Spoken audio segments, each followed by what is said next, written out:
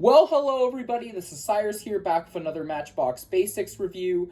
For this Basics review, I decided to skip ahead to the recent cases of Matchbox cars that have been hitting my shelves. I know I haven't done reviews on some of the basics from Mix B and Mix D, but I'll get to those soon.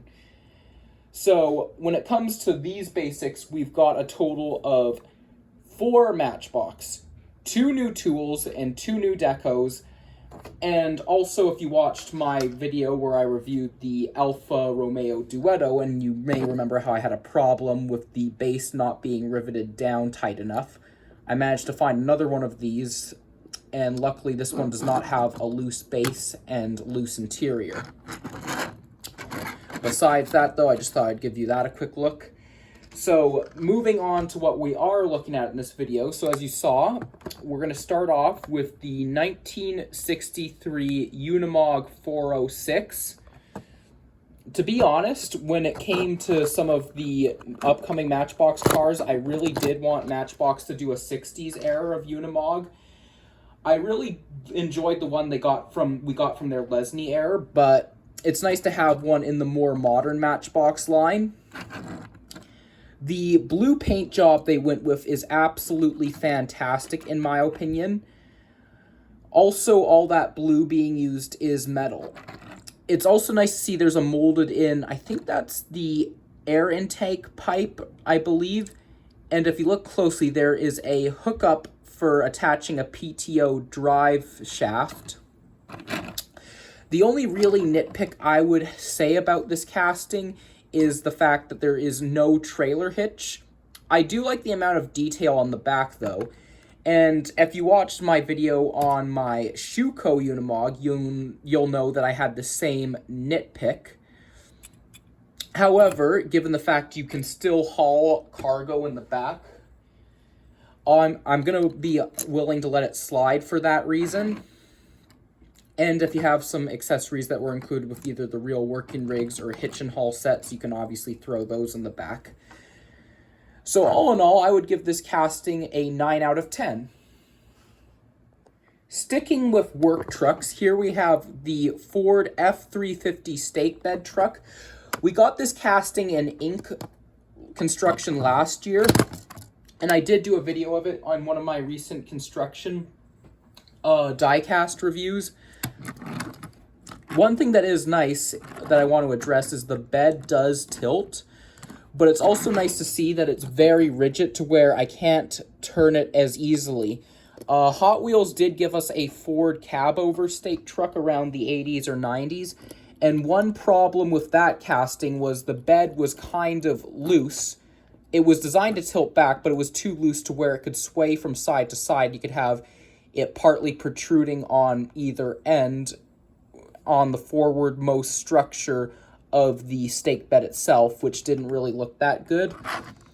So it's nice to see we don't have that same problem going on with this one. The only other downside is, although the bed tilts, you can't really dump anything out if you were going to.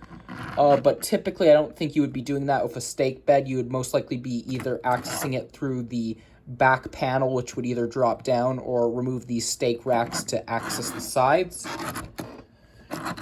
We'll take our little plastic crate and throw it in the back, and you can haul that around too if you wanted.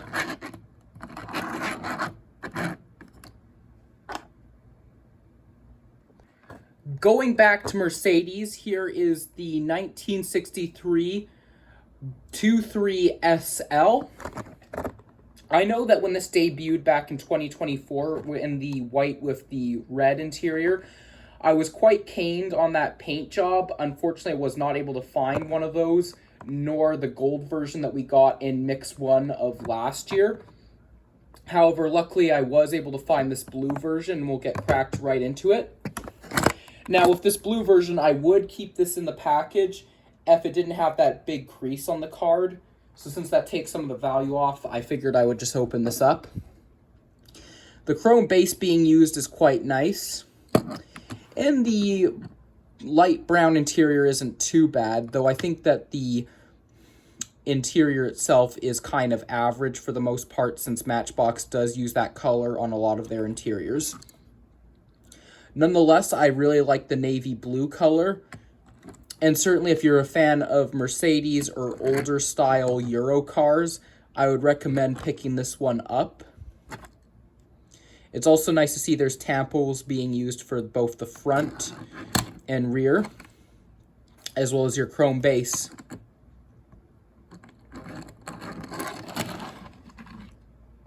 And last but certainly not least, here we have the 1974 Ford F100 Ranger. This is one of those new tools that I think a lot of people who like collecting the square body pickup trucks are going to enjoy. I did find 2 of these, so I do have one that I'm saving in the package as well.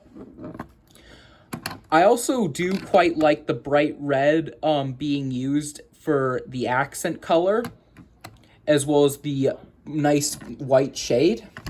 I do wish the red continued a little bit onto the roof of the cab, but other than that, that's just a bit of a minor opinion, or nitpick, I mean. This casting has also got a fair amount of weight to it due to that large metal body. And it's nice to see a chrome base being used. Also, you may have noticed that these wheels are very similar to the Unimog's wheels, and that's because these are actually a new set of wheels that Matchbox came up with that they're going to include on some of their upcoming models. They're even coming out with a Dodge Power Wagon in the moving parts line that will have these wheels as well. Apart from that, that just about wraps it up for this video. You can let me know in the comments down below which one of these castings is your favorite. Until then, that just about wraps it up here. Thanks for watching, guys. Have a very good, safe rest of your day. Bye.